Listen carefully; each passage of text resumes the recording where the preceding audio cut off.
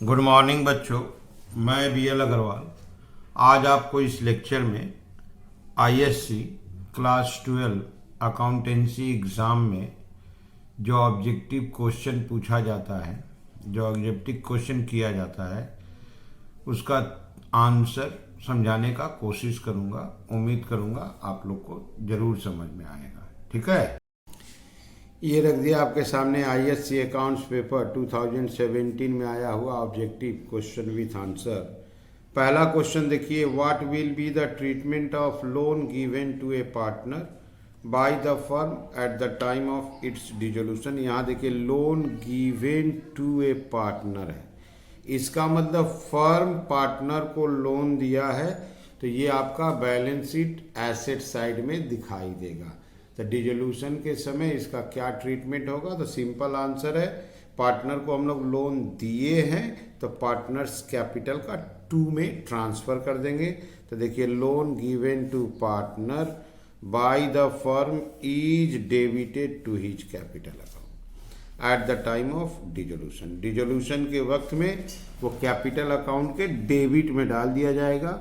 उसका एंट्री आप देख सकते हो, partners capital account debit to partners loan account. Okay, ये हम लोग लोन दिए हैं पार्टनर को, तो ये मेरे लिए एसेट्स है, बैलेंस शीट एसेट्स की तरफ होगा।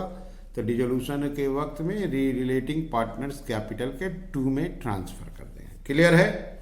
ये दूसरा क्वेश्चन देखिए, give the adjusting entry interest on capital allowed to a partner. Interest on capital PL अप्रो का 2 में डालते हैं, वो क्लोजिंग एंट्री होता है। कैपिटल पर कैलकुलेट करते हैं तो कैपिटल में ऐड करेंगे, और अगर कैपिटल फिक्स्ड है तो करंट में, तो यहाँ बोला गया है when the firm follow fixed capital method. इसका मतलब कैपिटल यहाँ फिक्स्ड है, तो interest on capital allow expense हो गया। तो interest on capital account debit to partners current account, क्योंकि कैपिटल फिक्स है तो करेंट अकाउंट के साथ एंट्री होगा। Being interest on partners capital allowed. Okay, तो जब कैपिटल फिक्स है तो करेंट अकाउंट के हेल्प से एंट्री होगा। तो एडजस्टमेंट एंट्री इंटरेस्ट एक्सपेंस है, तो interest on capital to current. Closing entry अगर रहता तो इसको PL अप्रो में भेज देते, PL अप्रो टू इंटरेस्ट। ओके, चलिए अगला क्वेश्चन की तरफ। State with reason whether security premium reserve can be used for writing off bad date.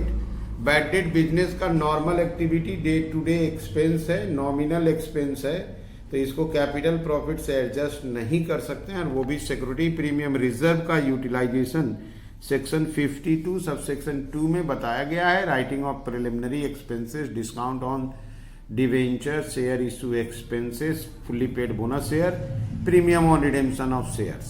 ठीक है, तो उसमें सारा कैपिटल लॉस राइट ऑफ के लिए बोला गया, जबकि बैड डेट एक रेवेन्यू लॉस है, तो इसका मतलब बैड डेट को सिक्योरिटी प्रीमियम से राइट ऑफ नहीं कर सकते हैं। तो देखिए आंसर है no. Security premium reserve can not be used to write off bad debt as it can be used only for certain specific purposes mention in section 52 sub section 2 of the companies act 2013। Companies act 2013 में section 52 sub section 2 में security premium reserve को use करने का बताया गया है। कहाँ कहाँ यूज कर सकते हैं, तो वहाँ कैपिटल लॉसेस राइट ऑफ में है, जबकि बैड डेट रेवेन्यू लॉस है। तो बैड डेट को राइट ऑफ करने में आप सिक्योरिटी प्रीमियम रिजर्व को यूज नहीं कर सकते हो। क्लियर? ये रहा नेक्स्ट क्वेश्चन। आपको 2 डिफरेंस बताना है। Give 2 differences company balance sheet में एंड फर्म बैलेंस शीट में। तो first of all company balance sheet company act 2013 के हिसाब से एज पर फॉर्मेट फॉलो करते हैं, जबकि फर्म बैलेंस शीट में ऐसा कोई फॉर्मेट नहीं होता है। कंपनी का जो बैलेंस शीट होता है वो वर्टिकल फॉर्म होता है, जबकि पार्टनरशिप फर्म का बैलेंस शीट हॉरिजॉन्टल होता है। तो आप देखिए यहाँ लिखा गया है कंपनी बैलेंस शीट में इट इज वर्टिकल फॉर्मेट, यहाँ देखिए फर्म बैलेंस शीट में it is horizontal format. Company का बैलेंस शीट परमानेंसी नेचर से बनता है, परमानेंट एसेट्स लायबिलिटी पहले आते हैं, बाद में धीरे धीरे लिक्विड आते हैं। जबकि firm balance sheet permanent, liquid और मिक्स तीनों तरीका से बनाया जा सकता है। देखिए it is prepared in order of permanence, और जबकि in order of permanence, liquidity और बोथ। तो फर्म बैलेंस शीट आप कैसे भी बना सकते हो, लेकिन कंपनी बैलेंस शीट आपको as per company act schedule 3 ही बनाना होगा। ओके, इसके बाद एक क्वेश्चन है, state where will be non cash transaction be recorded at the time of issue of shares if all cash transaction are entered in the cash book. जब हम लोग इशू ऑफ शेयर का journal entry करते हैं तो एक होता है जर्नल में ही कैश नॉन कैश दोनों ट्रांजेक्शन लिख देते हैं।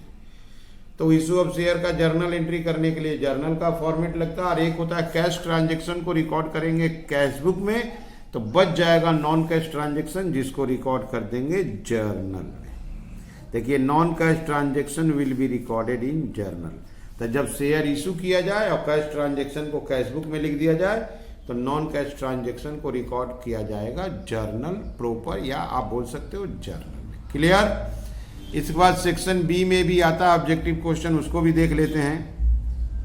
What is meant by the term cash equivalent as per AS3? Cash और कैश इक्विवेलेंट में short term investment that is marketable securities आता है, जो आप बोल सकते हो 3 मंथ के अंदर इजिली कैश में कन्वर्ट कर दिया जाता है, जहां पर फ्लक्चुएशंस का रिस्क माइनर होता है या ना के बराबर होता है। देखिए cash equivalents are highly liquid short term investment that are readily convertible into cash, तुरंत उसको कैश में कन्वर्ट किया जा सकता है। Short term investment are those that have a maturity period of generally less than 3 months. Example में आपका treasurer bill है, कमर्शियल बिल या पेपर भी बोलते हैं, आपका मार्केटेबल सिक्योरिटीज है जो कैश एंड कैश इक्विवेलेंट के रूप में जाना जाता है। ओके,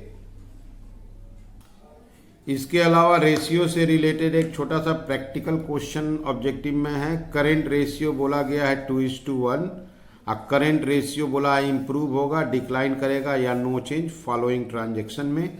फॉलोइंग ट्रांजेक्शन का करेंट रेशियो पर क्या असर पड़ेगा? इंडोर्स बिल डिजॉनर है और कैश कलेक्टेड फ्रॉम डेटर है। यहां हम एज्यूम कर देते हैं करेंट एसेट्स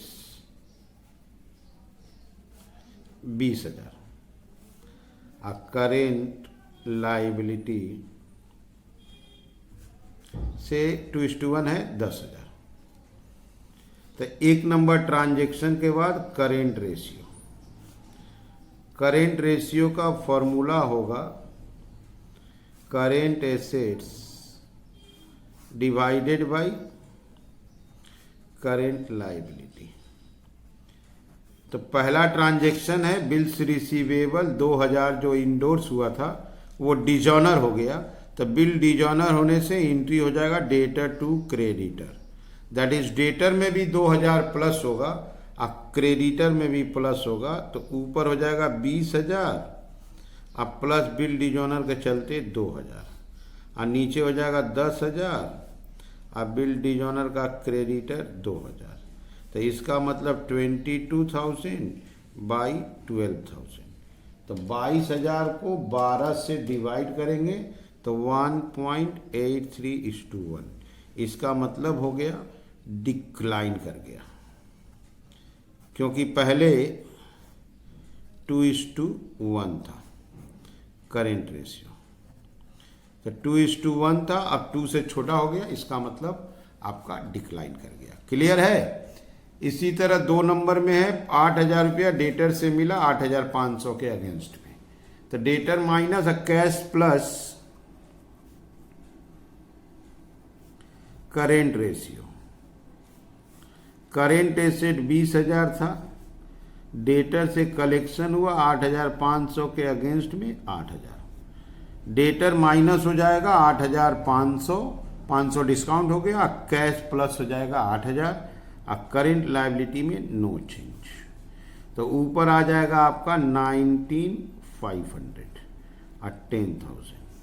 रिजल्ट हो जाएगा 1.95:1, ये भी आपका डिक्लाइन कर गया। ओके, तो दोनों का आंसर डिक्लाइन ही आया है। तो ऐसे ये हो गया ISC 2017 का ऑब्जेक्टिव क्वेश्चन विथ आंसर। उम्मीद करते आपको समझ में आया होगा। Okay, thank you, bye.